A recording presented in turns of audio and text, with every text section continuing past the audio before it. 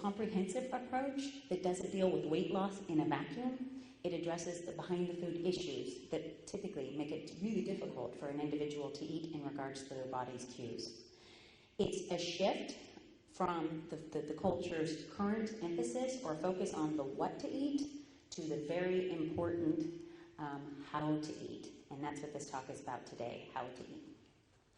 So, the how to eat, first of all, there are four intuitive eating guidelines that I use, and I'm not the first one to develop this approach. It's been around for a very long time.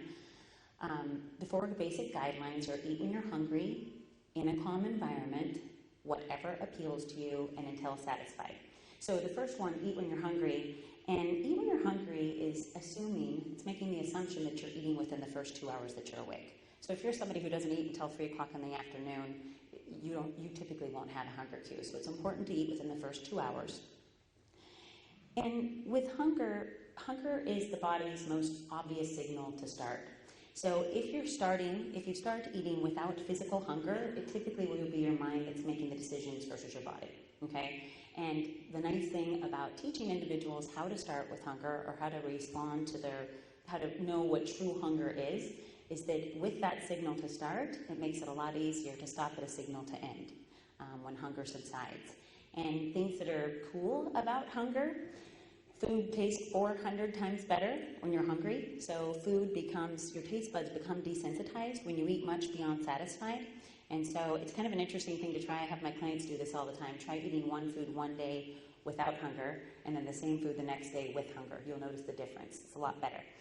Other things that are great about hunger, it's actually your body's only time that it can read hunger. So if, say you have a scale of 1 to 10, okay, and let's say that 10 is stuffed and really full, 6 is satisfied, I have room for more, but I'm in a comfortable stopping place, and say 3 is hunger, so it's the first stages of grumbly. If you're starting to eat and you're already over at a 6 and you're not hungry, you won't be able to read what your body needs. So if you're kind of looking in the refrigerator, you're already a 6, you're positive you're not hungry because you just ate, and you're like, piece of chocolate, no, cracker, no. You can't figure out what you want to eat because you're not hungry, okay? So a nice takeaway for eat when hungry is if you try to imagine, and this is coming from a book that I use, Eating by the Light of the Moon, but if you imagine that you have 2 containers within you, so say one is a heart-shaped basket and the other is a gourd, you want to think every time you're going to eat, Am I using the gourd? Is this going to go in the gourd for physical sustenance, or is it more the heart-shaped basket, emotional hunger? And it's just kind of a nice way to kind of visualize it in the beginning. The second one is eat in a calm environment or eat one mindfully. And in my opinion, it's more than the fast food. It's fast living that disconnects us from our internal cues. Okay, we all know how this goes.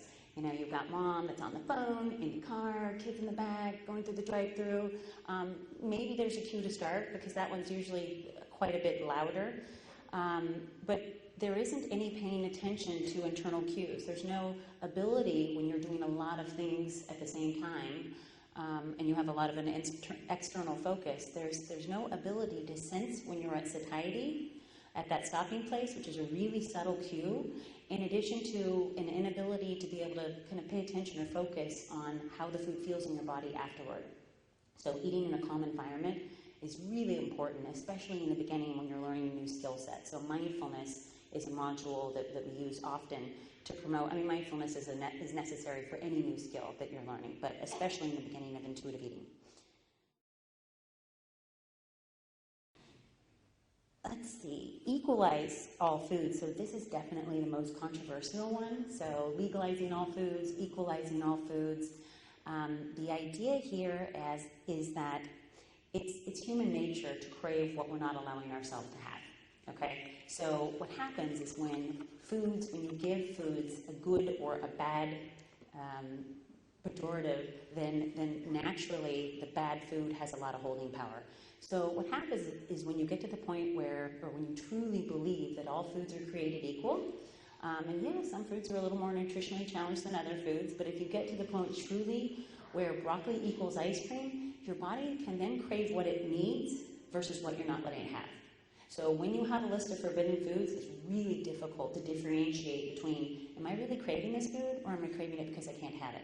So it's not until they become legalized and you give yourself permission to eat that you can then give yourself permission not to eat. It's a hard, some people come in and say, oh, I'm not going to do the eat whatever appeals to me guideline. It's a really hard one to get around and to be able to do the others without this one. So I think it's important to note also that not only do foods need to be equal in their morality, but they also need to be equal in accessibility. So let's use my office as an example. So I have a private caseload and I have sessions all day long with 10-minute breaks in between. If I go to my refrigerator in my 10 minutes in between and I have a whole watermelon and a little bag of Dove chocolates, I'm going to choose the food that's easiest to grab versus what my body is actually calling for. Okay? So now we have an issue of not only do we need to, a lot of us already take the time to think about food all the time. We're pretty obsessed about food in our culture, but we also, kind of a different concept of time, need to take the time to go to the grocery store, get the foods that we love, prep them, and have them all in the refrigerator. So a truly intuitive eating refrigerator would look more like cubed up watermelon, Dove chocolates, cheese sticks. I would have everything there. Then my decision, then my grab is based on what my body's calling for and what the cue is versus what's easiest to grab.